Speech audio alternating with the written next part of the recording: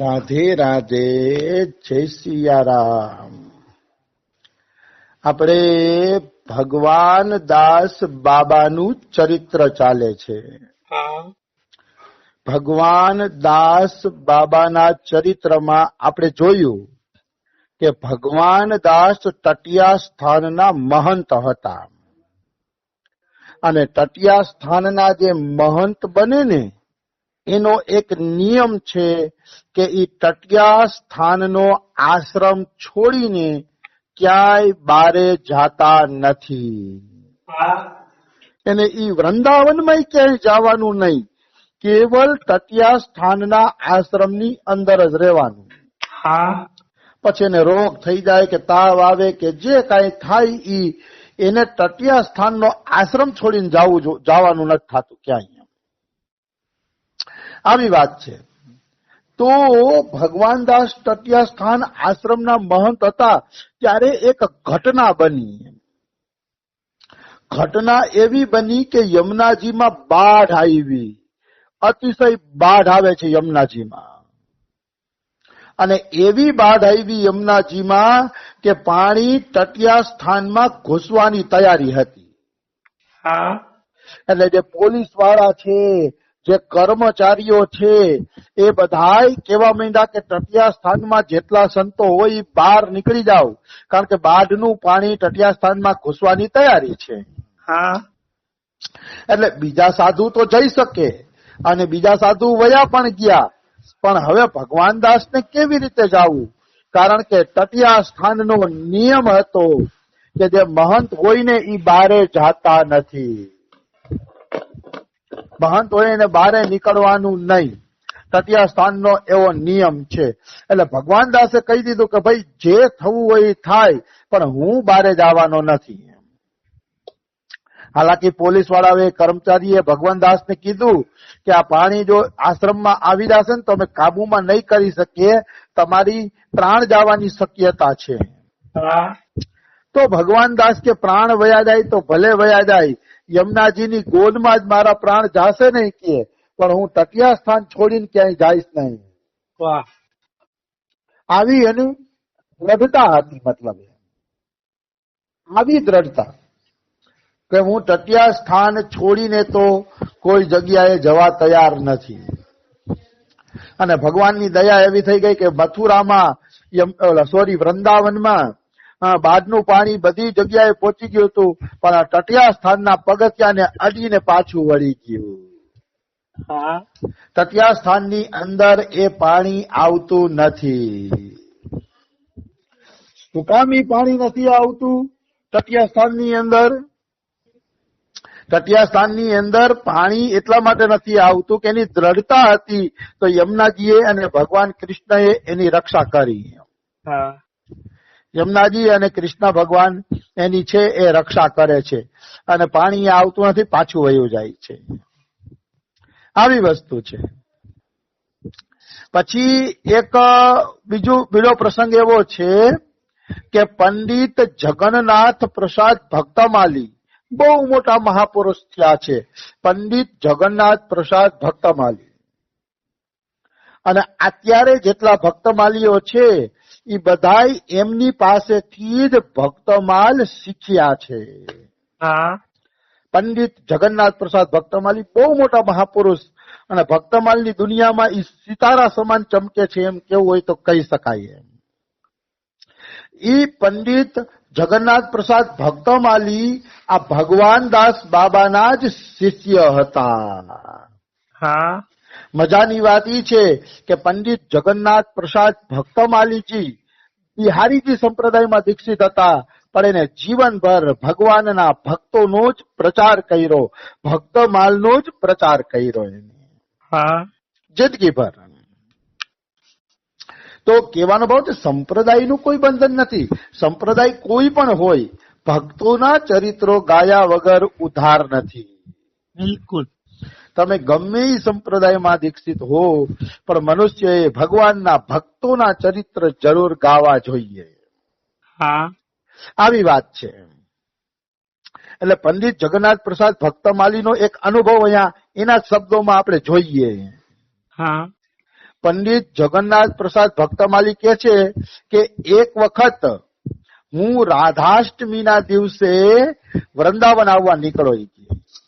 હા મેં ગુરુજી પાસે દીક્ષા તો લઈ લીધી હતી, પણ એ કે મારી પાસે પૈસાની કમી રહેતી એટલે હું છે ને વૃંદાવન બહુ ઓછો જઈ શકતો. એ કે જાજી બધી વૃંદાવનમાં અવર જવર કરી શકતો નહીં કે, કારણ કે પંડિત જગન્નાથ પ્રસાદ ભક્તમાલી શિક્ષકની નોકરી કરતા અને એ શિક્ષકની નોકરીમાં એને 10 રૂપિયા પગાર મળતો.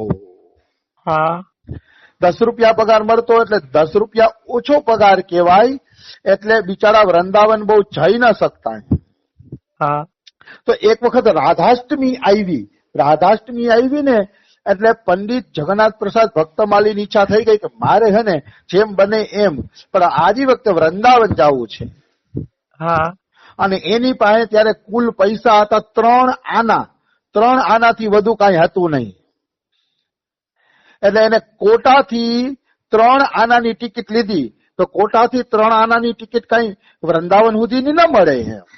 હા થોડીક ટિકિટ મળી, 2-3 સ્ટેશન સુધી જવાની ટિકિટ મળી 3 આનાની. તોય એ 3 આનાની ટિકિટ લઈ અને ટ્રેનમાં બેસી ગયા વૃંદાવન સુધી, હા મથુરા સુધી. તો એ બેસી ગયા ને ટિકિટ લઈને, પછી ટિકિટ ચેકર આવ્યો, ટીટી આવ્યો. હા ટીટી આવ્યો ને એટલે એને ડર હતો કે ટીટી ટિકિટ ચેક કરશે તો હું શું જવાબ આપીશ. હા ડર હતો એટલે મનમાં ને મનમાં ઈ સદગુરુદેવ ભગવાનને યાદ કરવા માંડ્યા. જય સદગુરુદેવ ભગવાન, જય સદગુરુદેવ ભગવાન. સદગુરુદેવને યાદ કરવા માંડ્યા.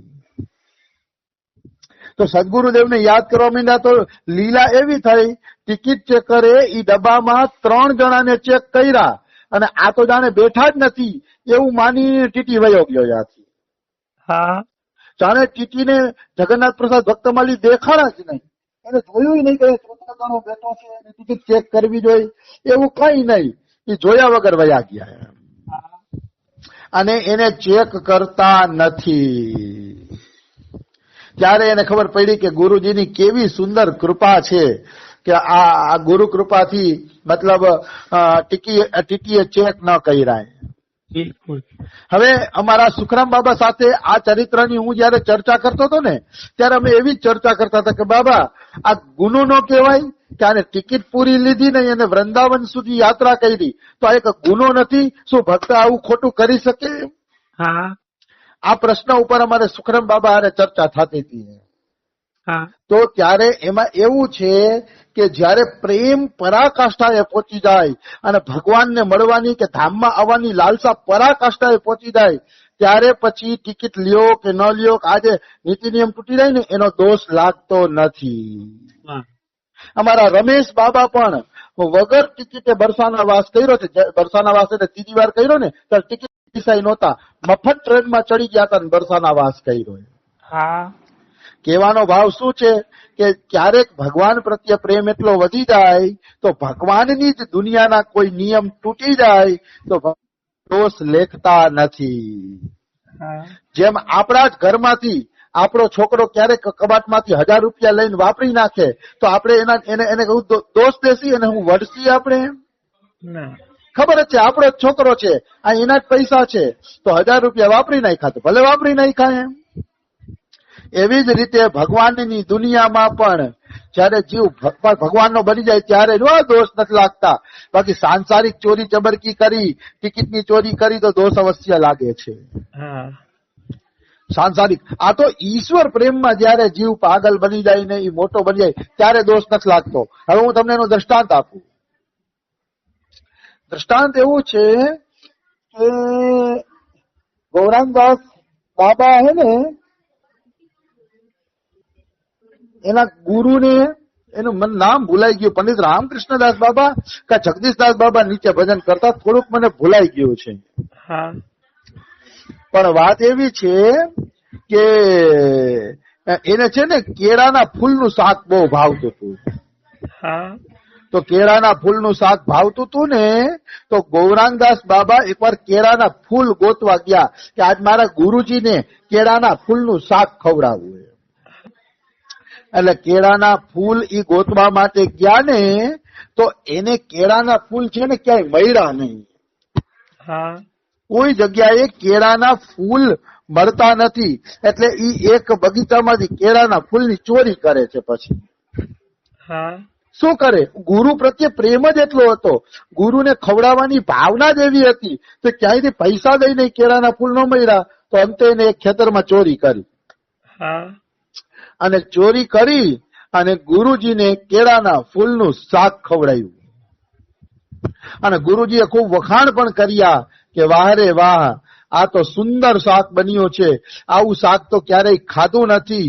ખૂબ વખાણ કરે છે ગુરુજી. હા તો એક શિષ્ય ચારી ખાય છે કે ગુરુજીએ આ ફલાણા ખેતરમાંથી આ ફૂલની ચોરી કરી છે. ઓલો ઈર્ષા કરવા વાળો હતો ને એને એમ હતું કે ગુરુજી છે ને વઢશે. હા ઈર્ષા વાળાને એવું હતું કે ગુરુજી આને વઢશે. એટલે કીધું કે ગુરુજી આને તો અહીંયા કેળાના ફૂલના શાકની આ રીતે ચોરી કરી છે.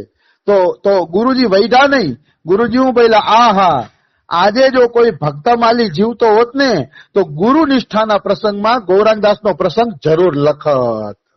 હા આવું બોલ્યા. મતલબ વૈદા નહીં, ઉલટી પ્રશંસા કરી કે આનું નામ જ ગુરુ નિષ્ઠા કહેવાય કે ગુરુ માટે ચોરી પણ ભલે કરવી પડે.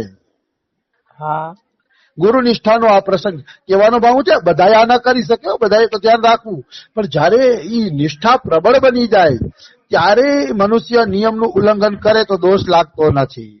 હા એની નિષ્ઠા એ પ્રકારની હોય, આપણે શું એની નિષ્ઠાની નકલ કરી શકીએ? આવી વસ્તુ છે. તો ગૌરાંગદાસે ગુરુ માટે કેળાના ફૂલ ચોર્યા તોય ગુરુએ એનો દોષ ન લખ્યો. એવી રીતે પંડિત જગન્નાથ પ્રસાદ ભક્તમાલી ઓછી ટિકિટમાં વધુ મુસાફરી કરી ગયા તોય ભગવાનના દરબારમાં એ દોષી બનશે નહીં. હા કારણ કે ત્યારે એનો પ્રેમ નિષ્ઠા પરાકાષ્ઠાએ પહોંચી જતો હોય છે, એટલે એ દોષી બનતા નથી. હા પછી પંડિત જગન્નાથ પ્રસાદ ભક્તમાલી મથુરા રેલવે સ્ટેશનમાં ઉતર્યા તો ન્યાય કોઈ ટિકિટ ચેક ન કરી કે તમે ક્યાંથી ક્યાં સુધી બેઠા છો, કોઈ પૂછ્યું નહીં એમ. હા અને પંડિત જગન્નાથ પ્રસાદ ભક્તમાલીજી અહીંયા પહોંચી ગયા વૃંદાવન અને ખૂબ રાધાષ્ટમીનો